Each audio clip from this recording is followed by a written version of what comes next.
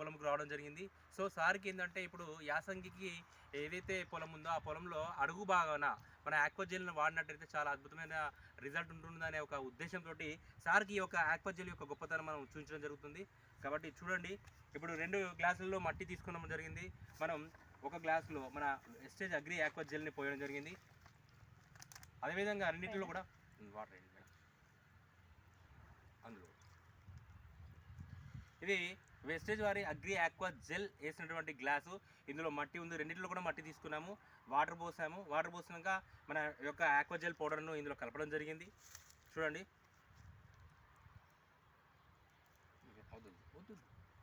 చాలు సార్. ఒకసారి మీకు ఏమన్నా అర్థమైందా సార్? ఇక్కడ చూడండి, మట్టి ఎక్కడ ఉంది, ఎక్కడికి వచ్చింది. ఇందులో ఉన్న మట్టి అడుగు బాగానే ఉంది. ఇక్కడ ఉన్న వాటర్ ఏమైంది సార్?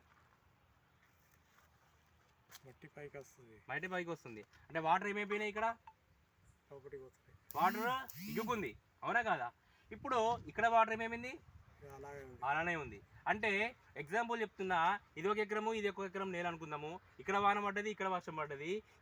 ఇది ఆక్వాజెల్ వేసినటువంటి పొలం అనుకుందాము, ఇది వెయ్యలేదు అనుకుందాం.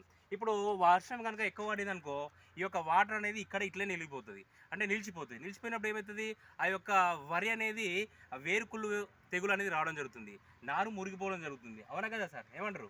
సో రైతులకి ఇది ఒక చాలా ప్రాబ్లం. ఇప్పుడు వేసినటువంటి ఆక్వాజెల్ వేసినటువంటి పొలాన్ని కనుక గమనిస్తే, ఈ పొలంలో ఉన్నటువంటి వాటర్ ఏదైతుంది కంప్లీట్గా అది స్టోరేజ్ చేసుకోవడం జరిగింది.